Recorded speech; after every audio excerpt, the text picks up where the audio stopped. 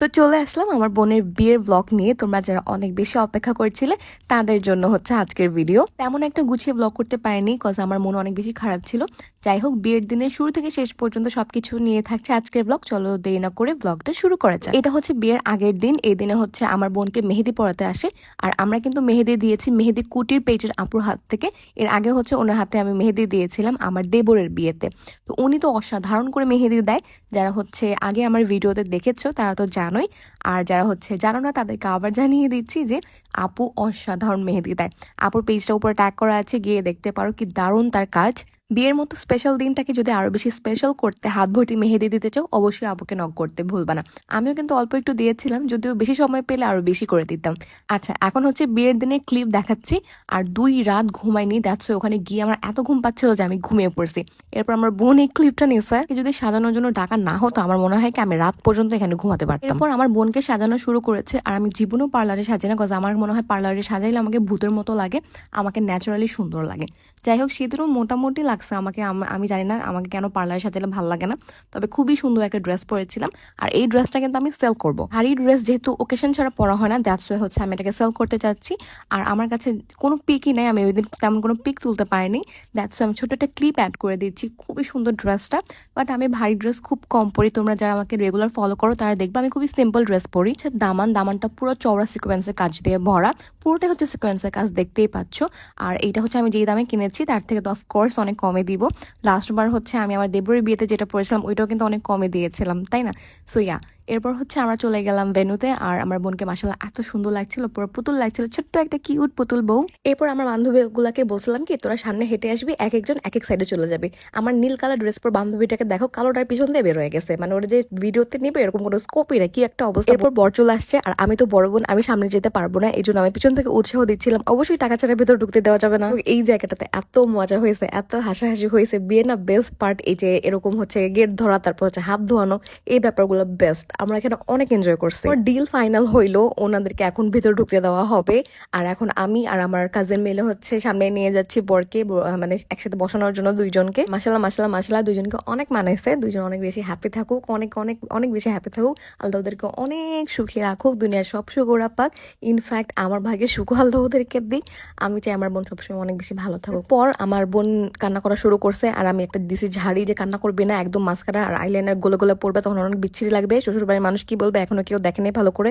আর eyeliner গোলে পড়ার ভয় ওর কান্না থামছে, কিন্তু ওই দিক দিয়ে পরে আমার কান্না শুরু হয়ে গেছে। সেদিন তো একদম মরুভূমির মতো গরম পড়ছিল, তার উপরে হচ্ছে আমি এতগুলো মেকআপ নিয়েছি মুখে, এই জন্য হচ্ছে একদম কান্না করে চেহারা আরো বিচ্ছিরি হয়ে গেছে। আমি না পার্লারে কখনোই সাজি না, আমি যে ন্যাচারালি বাসায় সাজি ওইটাতেই মনে হয় আমাকে বেশি মানায়।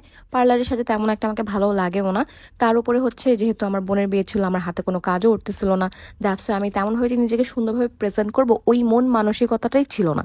অনেকে আমাকে বলছিল যে আপু তুমি একটু অন্যরকম লুক নিতে পারতা, হিজাবটা একটু অন্যরকম করে পড়তে পারতাম। তবে ভাই সেদিন আমি এত প্যারায় ছিলাম, যারা হচ্ছে বোন ভাই বিয়ে দিছো তারা জানবা যে কি পরিমাণে প্যারা থাকে সেদিন। তার উপরে তো মন খারাপের ব্যাপারটা তো আলাদা করে বলার কিছু নাই। তবে এটা যেহেতু আমার বোনের স্পেশাল ডে ছিল, ওকে সুন্দর লাগলেই হলো। মাশাআল্লাহ সবাই বলছে যে ওকে একটা পুতুলের মতো লাগতেছে। এরপর হচ্ছে কবুল বলার টাইম আসলো, আর এই টাইমটাতে সবার কি অবস্থা হয় এটা আমরা সবাই জানি যারা হচ্ছে বিবাহিত। এই টাইমটার অনুভূতি কি বলবো, তখন না হাত কাঁপতে থাকে, কেমন যেন একটা অনুভূতি হয়, কোনো কিছু মুখ দিয়ে বের হয় না। কবুল বলতে অনেক সময় লাগে, মানে কথাই বের হয় না মুখ দিয়ে।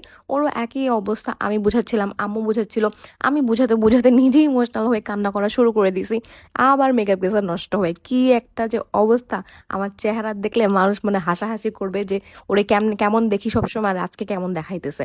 যাই হোক, এবার হচ্ছে ওরা খেতে বসবে। আর এখানেও হচ্ছে অনেক বেশি মজা হয়, যে হাত ধোয়ানো হয়, তারপর হচ্ছে টাকা নেওয়া হয়, মানে সালামি নেওয়া হয় আর কি।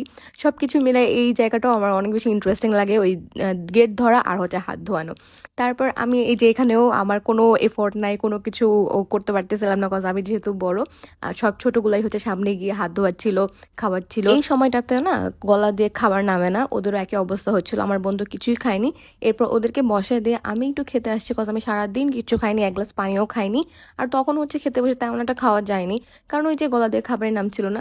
কোনো মতে কয়েকটা ক্লিপ নেওয়ার জন্য হচ্ছে আমি একটু খেতে বসছিলাম।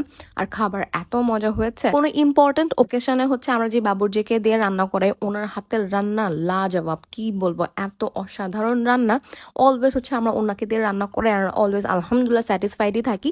এবারও তাই হয়েছে। এই যে খাসির রান্নাটা, এটা এত মজা হয়েছে। আমি হচ্ছে বিফ নেই, আমি জাস্ট 2 টুকরা হচ্ছে খাসি খাইছি এবং এটা খুবই মজার ছিল। ছেলেপক্ষ হচ্ছে অনেক তারিফ করছে রান্নার, ওদেরও খুব ভালো লেগেছে। আমার বোনকে আংটি পরানোর দিন কিন্তু এই বাবুর্চির হাতে রান্না হয়েছিল। তোমাদেরকে বলছিলাম যে ওনার রান্না কত বেশি মজা। আচ্ছা যাই হোক, এরপর হচ্ছে আবার ফটোশুট হচ্ছে, আর ওর সাথে যে আমরা একটা ছবি তুলবো, ফটোগ্রাফার তো ওদের সামনেই আমাদেরকে যেতে দেয় না, বলে একটু দাঁড়ান একটু দাঁড়ান, এরকম করতে করতে কয়েক ঘন্টা মানে ওদের খালি ছবি তুললো। এরপর হচ্ছে যাওয়ার পালা। আম্মু সুন্দর করে ওদেরকে সবাইকে বুঝাই দিচ্ছিল যে একটু আমার মেয়েকে দেখে রেখেন, ছোট মানুষ। আর ওদিকে আমিও হচ্ছে পেছনে ভ্যাঁ ভ্যাঁ করে কান্না করতেছিলাম, যদিও ওরে আমার শক্ত করে মানে ধরে বোঝানোর দরকার ছিল যে কান্না করো না, তুমি কষ্ট পাও না, বাট আমি হচ্ছে এর মধ্যে কান্না করে দিয়েছি। কজ ও আমার জান, আমার কলিজার টুকরা, ও যে চলে যাচ্ছিল, মনে হতেছিল যে আমার কলিজা ছেড়ে কেউ নিয়ে যাচ্ছে। এই টাইমটা অনেক বেশি ইমোশনাল, এটা আসলে বলার কোনো অপেক্ষা রাখে না, কারণ যারা হচ্ছে বোনদেরকে বিয়ে দিছে তারা জানে কি পরিমাণে কষ্ট লাগে এই সময়টাতে। আমি দোয়া করি ওদের ম্যারিড লাইফ অনেক বেশি হ্যাপিনেস দিয়ে ভরা থাকুক। সবাই প্লিজ দোয়া করিও।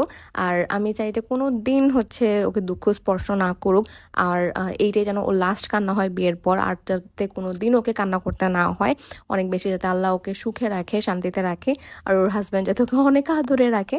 আমার জামাই যেমন আমাকে মাথায় তুলে রাখে, আমি যে আমার বোনকেও তার জামাই মাথায় তুলে রাখো। আলহামদুলিল্লাহ আমার ভাই অনেক ভালো, মানে আমার বোনের হাজব্যান্ড আর কি, অনেক ভালো মাশাল্লাহ।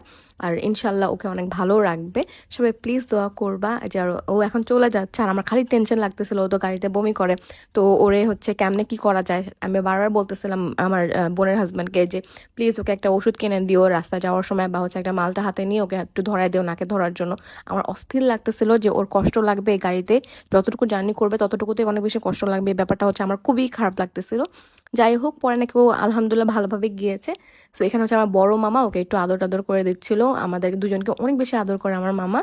তো এরপর হচ্ছে ও চলে যাবে, আর এটা দেখতেও অনেক বেশি খারাপ লাগতেছিল। আর আমি এখন যে দেখতেছি এখনো আমার মানে আমি ইমোশনাল হয়ে পড়তেছি।